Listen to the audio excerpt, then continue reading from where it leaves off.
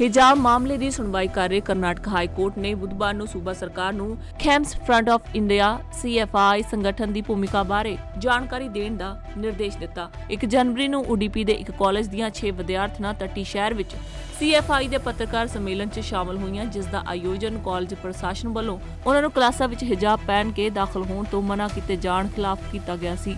सरकारी PU college for girls की नुमाइंदगी कर रहे सीनियर वकील SS नागानंद ने बुधवार ਨੂੰ हाई कोर्ट की पूर्ण बेंच ਨੂੰ ਕਿਹਾ ਹੈ कि हिजाब विवाद CFI ਨਾਲ ਜੁੜੀਆਂ ਕੁਝ ਵਿਦਿਆਰਥਣਾਂ ਵੱਲੋਂ ਸ਼ੁਰੂ ਕੀਤਾ ਗਿਆ ਸੀ। ਨਾਗਾਨੰਦ ਨੇ ਅਦਾਲਤ ਨੂੰ ਦੱਸਿਆ ਕਿ ਕੁਝ ਅਧਿਆਪਕਾਂ ਨੂੰ CFI ਨੇ ਧਮਕੀ ਦਿੱਤੀ ਸੀ। ਇਸ ਤੇ ਨਾਖੁਸ਼ੀ ਪ੍ਰਗਟਾਉਂਦਿਆਂ ਜਸਟਿਸ ਦੀਕਸ਼ਿਤ ਨੇ ਕਿਹਾ ਕਿ ਅਦਾਲਤ ਨੂੰ ਦੱਸਣਾ ਚਾਹੀਦਾ ਸੀ। ਨਾਗਾਨੰਦ ਨੇ ਇਹ ਵੀ ਕਿਹਾ ਕਿ ਗਰਲਸ ਕਾਲਜ ਵਿੱਚ ਪੋਸ਼ਾਕ ਨਾਲ ਜੁੜਿਆ ਐਕਟ 2004 ਤੋਂ ਲਾਗੂ ਹੈ ਤੇ ਹੁਣ ਤੱਕ ਜਾਰੀ ਹੈ। ਉਧਰ ਕਰਨਾਟਕ ਦੇ ਗ੍ਰਹਿ ਮੰਤਰੀ ਨੇ ਦੱਸਿਆ ਹੈ ਕਿ ਸ਼ਿਮੋਗਾ ਵਿੱਚ ਹਿੰਦੂ ਵਰਕਰ ਦੀ ਹੱਤਿਆ ਮਾਮਲੇ ਵਿੱਚ ਪੁਲਿਸ ਨੇ 2 ਹੋਰ ਲੋਕਾਂ ਨੂੰ ਗ੍ਰਿਫਤਾਰ ਕੀਤਾ ਹੈ। ਹੁਣ ਤੱਕ 8 ਲੋਕ ਫੜੇ ਗਏ ਨੇ।